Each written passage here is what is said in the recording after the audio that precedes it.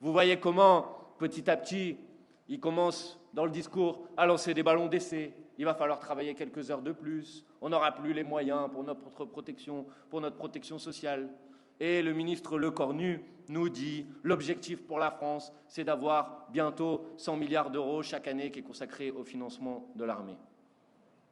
Il nous dit qu'il faudra passer de 2% du PIB en France à 3,5% du PIB en France. Ça fait à peu près 50 milliards d'euros par an de plus par rapport à ce qu'on fait aujourd'hui. Et quand j'ai entendu ce chiffre, je me suis souvenu que pendant la campagne de l'élection présidentielle de 2022, quand avec Jean-Luc Mélenchon, nous avions mis sur la table un plan d'investissement de 250 milliards d'euros par an pour faire face aux grandes urgences du moment.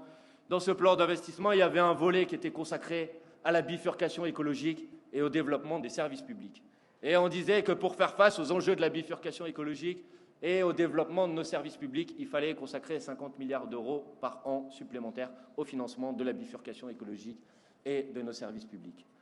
Alors, je pose une question, puisqu'à l'époque, on nous avait dit que nous étions des irresponsables, que nous voulions dépenser des milliards et des milliards d'euros et que nous n'avions pas les moyens de le faire.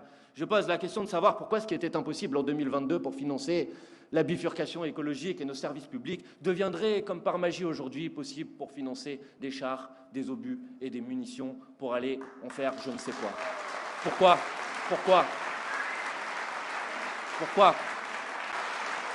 Et si nous avons choisi de faire de ce meeting un meeting pour la 6e République et pour la paix, c'est aussi parce que cet autoritarisme que je viens de dénoncer à l'instant est utilisé aujourd'hui pour nous imposer une course à la guerre, une politique que nous ne voulons pas.